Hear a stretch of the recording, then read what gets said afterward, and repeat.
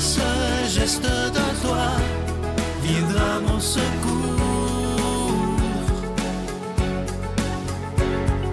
Viens semer dans mon âme le grain de l'amour. Je traverse un désert et je meurs de soif. Montre-moi le mystère qui garde la foi. Bon jeudi 13 avril 2023, bienvenue à votre émission La Victoire de l'amour. On rejoint maintenant pour sa chronique notre ami Simon Lessard et à l'homélie, ce sera l'abbé Stéphane Roy.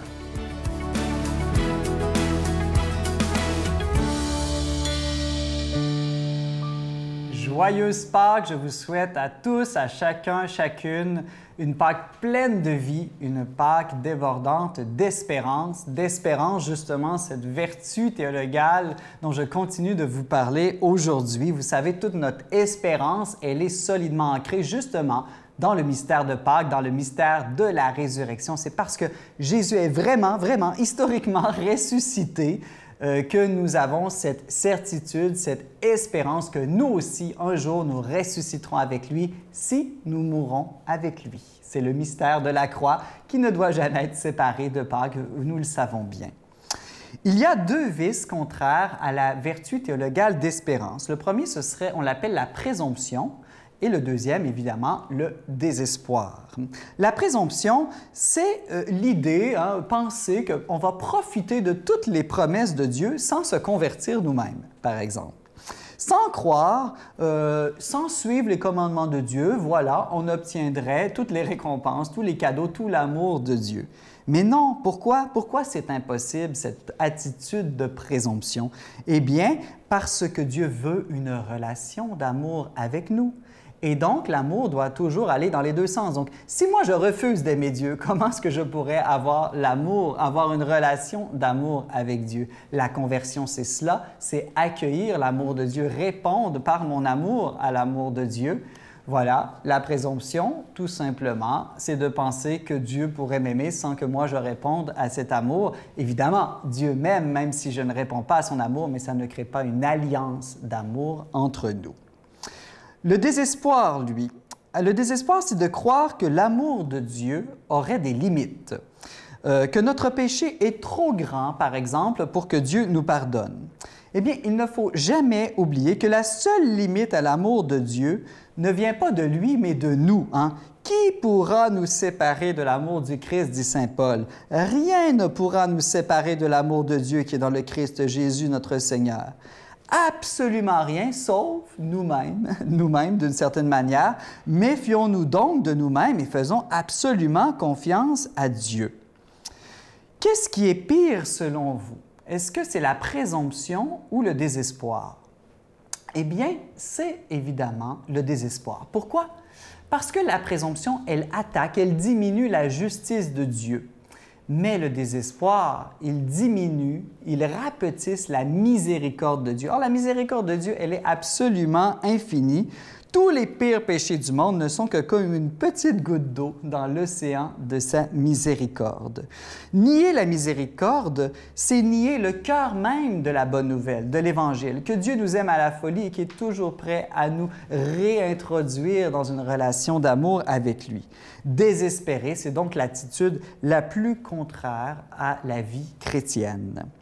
Ensuite, le désespoir, c'est aussi le plus dangereux de tous les péchés, de tous les vices, parce que ceux qui désespèrent finissent par s'enfermer en eux-mêmes et à ne plus jamais se tourner vers Dieu. C'est une manière de comprendre l'enfer, un enfermement en soi-même. Non, nous ne désespérons jamais, ne désespérons jamais. Notre Père qui es aux cieux, que ton nom soit sanctifié, que ton règne vienne, que ta volonté soit faite sur la terre comme au ciel. Donne-nous aujourd'hui notre pain de ce jour. Pardonne-nous nos offenses, comme nous pardonnons aussi à ceux qui nous ont offensés. Et ne nous laisse pas entrer en tentation, mais délivre-nous du mal, car c'est à toi qu'appartiennent le règne, la puissance et la gloire pour les siècles des siècles. Amen. Grâce à lui, enfin, je suis heureux. Il a toute ma confiance et tout va mieux. Je veux crier, mon Dieu, tu es grand, tu es beau, Dieu vivant, Dieu très haut, tu es le Dieu d'amour. J'ai rencontré un ange, j'ai rencontré un ange.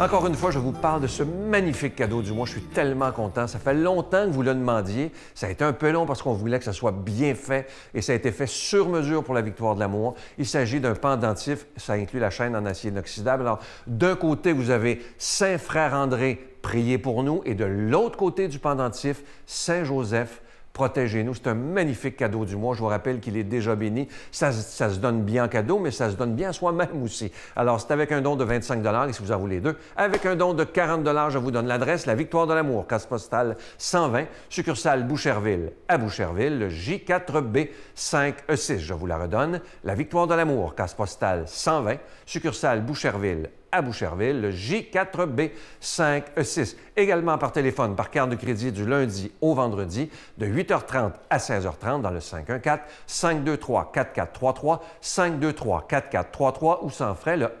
1-888-811-9291, 1-888-811-9291 et aussi sur notre site Internet. Vous savez que c'est une façon très rapide, sécuritaire et efficace de faire votre don, le www.lavictoiredelamour.org. Alors, je vous rappelle ce magnifique cadeau du mois qui a été fait expressément pour la Victoire de l'amour, ce magnifique pendentif du frère André. Alors, d'un côté, vous avez Saint Frère André, priez pour nous, et de l'autre côté du pendentif, qui est en acier inoxydable, Saint Joseph, protégez-nous. Alors évidemment, ça vient avec la chaîne qui est aussi en acier inoxydable. Merci de tout cœur de votre don en cette période de Pâques. Je vous souhaite une très, très belle journée.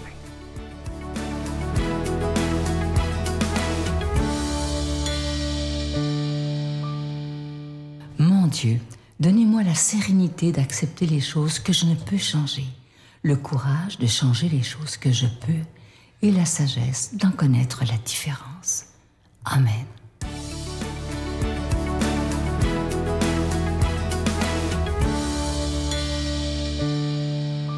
Bonjour à toi aujourd'hui, bon jeudi, Évangile de Jésus-Christ selon saint Luc. Les disciples qui rentraient d'Emmaüs racontaient aux 11 apôtres et à leurs compagnons ce qui s'était passé sur la route et comment ils avaient reconnu le Seigneur quand il avait rompu le pain. Comme ils en parlaient encore, lui-même était là au milieu d'eux, et il leur dit, « La paix soit avec vous. » Frappés de stupeur et de crainte, ils croyaient voir un esprit. Jésus leur dit, « Pourquoi êtes-vous bouleversés? Et pourquoi ces pensées qui surgissent en vous? Voyez mes mains et mes pieds. C'est moi. Touchez-moi. Regardez. Un esprit n'a pas de chair ni d'os, et vous constatez que j'en ai. » Après cette parole, il leur montra ses mains et ses pieds. Dans leur joie, ils n'osaient pas encore y croire et restaient saisis d'étonnement. Jésus leur dit, « Avez-vous ici quelque chose à manger? » Ils lui offrirent un morceau de poisson grillé. Il le prit et le mangea devant eux. Puis il déclara, « Rappelez-vous les paroles que je vous ai dites quand j'étais encore avec vous. Il fallait que s'accomplisse tout ce qui a été écrit de moi dans la loi de Moïse, les prophètes et les psaumes. » Alors, il leur ouvrit l'esprit à l'intelligence des Écritures. Il conclut, « C'est bien ce qu'il était annoncé par l'Écriture. Les souffrances du Messie, sa résurrection d'entre les morts le 3e jour, et la conversion proclamée en son nom pour le pardon des péchés, à toutes les nations, en commençant par Jérusalem. C'est vous qui en êtes les témoins. » Dans la semaine qui suit Pâques, cet épisode, eh bien, est une invitation. Ce qui me frappe, c'est que c'est comme une une reprise dans un autre endroit avec d'autres personnes de l'épisode des disciples d'Emmaüs. Jésus qui est là et qu'on n'ose pas croire, qu'on ne voit pas, qu'on ne reconnaît pas, mais qui mange et qui explique les Écritures.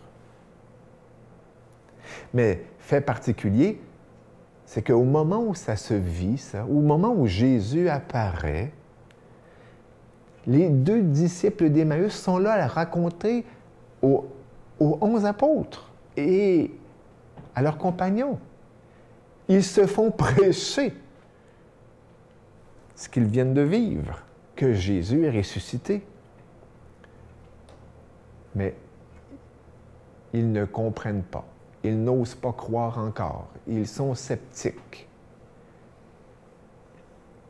Et voilà que Jésus apparaît au milieu d'eux et leur dit « La paix soit avec vous ». Ce qui est fort là-dedans, c'est que on a bien beau entendre, comprendre. La vie spirituelle est une affaire d'expérience, pas une affaire d'idée. C'est quelque chose à vivre, beaucoup plus qu'à parler, à expérimenter, beaucoup plus qu'à raconter. Et si témoignage il peut y avoir, c'est pour donner le goût de faire sa propre expérience, le goût de vivre son propre cheminement, d'entrer soi-même en relation avec l'Esprit. Ça m'amène à penser à cette anecdote. C'est le père Émilien Tardif qui prêchait à des prêtres la vie dans l'Esprit Saint et tout ça. Et vous savez, prêcher la vie dans l'Esprit Saint des prêtres, il faut s'atteler. Et le père Tardif de leur dire, il faut expérimenter. Mais bon, on a des résistances. Voilà qu'ils sont en République dominicaine et sur l'heure du dîner, un petit garçon arrive, le pouce dans la bouche. Et puis, un des prêtres, pour se moquer, dit « Il goûte-tu bon ton pouce? » Et le petit gars de sortir son pouce, puis il dit « Goûte-y. » Eh bien, c'est cela. Il faut goûter, il faut expérimenter. Que le Seigneur nous bénisse. Amen. Je vous salue Marie, pleine de grâce. Le Seigneur est avec vous. Vous êtes bénie entre toutes les femmes, et Jésus, le fruit de vos entrailles, est béni.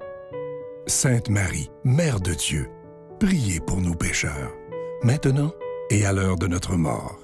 Amen.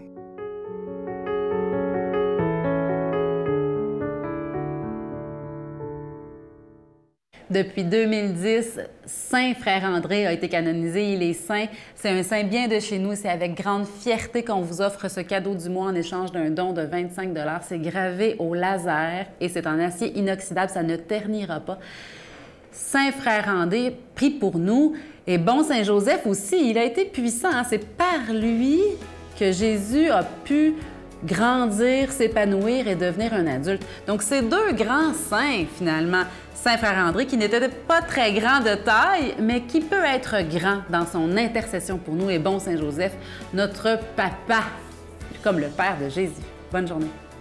L'Évangile, alors que c'est pas quétaine, qu'est-ce qu'il y a de plus puissant que l'amour qu'on peut accorder à l'autre et on est juste responsable de l'amour qu'on donne. Peu m'importe si tu m'aimes, car moi je mourrai aussi. Nous aurons